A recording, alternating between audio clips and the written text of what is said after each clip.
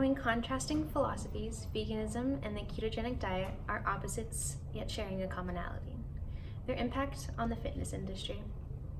The two, in addition to countless other dietary fads, have transformed the everyday person's view of fitness. Driven by trends and product advertisement, the idea of new ways of losing weight is backed up by hopes of looking and feeling better. Veganism and the ketogenic diet are two prime examples of this, especially in recent years. This is because they both are restrictive diets, and even though they differ in purpose both health-wise and morally. On that note, these two are essentially polar opposites in food options and in the restrictions they consist of. Veganism is the eliminating of animal products from one's diet.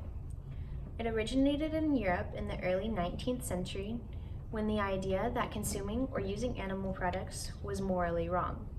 The idea derived from the modernization and mass production of butcher houses that arose controversy due to the inhumane acts towards farm animals. This evolved into the idea that we are not carnivores and that our bodies were not genetically made to digest meat or products that derive from another animal, as that is what we are, animals. Then came the many benefits people saw from eliminating meat from their diets, such as a drop in cholesterol and fat levels. This is not to be confused with vegetarianism, as the dietary restriction involves eating animal products such as cheese and eggs minus meat because of the consumption of this requires the killing of animals.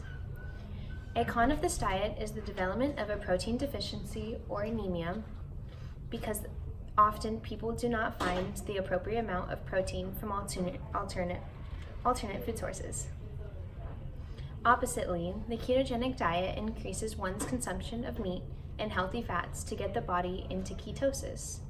The ketogenic diet, virtually identical to the Atkins diet, is a high protein, high fat diet restrictive of carbs.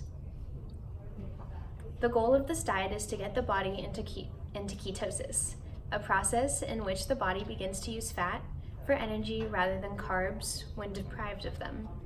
This diet came to popularity and is at its prime right now. At the peak of low-carb craze, cons to this diet include the fact that many take the wrong take and generally go through with this lifestyle incorrectly. Many take advantage of the large protein intakes and consume overly large amounts of fat, especially saturated ones. Often people develop cholesterol issues in a result of this. Another factor is that if this diet is used to aid in weight loss specifically, as soon as one eats carbs again, the weight is often gained back quickly. These two diets are proof of human habit. They show that humans are enabled to feel more accomplished health-wise when they are restricted of things or foods that are bad. This is even true morally, as humans are always looking for a bad guy or a bad factor in what is causing a problem. This is why in veganism, meat is seen as the issue, whereas with keto, it's carbs that are demonized. Keto does not, however, have a moral reasoning like veganism does. This is because those two remove carbs from their diet, do not do it because they feel as it is wrong to do so morally, but simply because it will aid in weight loss. In conclusion, these fad diets have been and continue to evolve as well as people go through with them.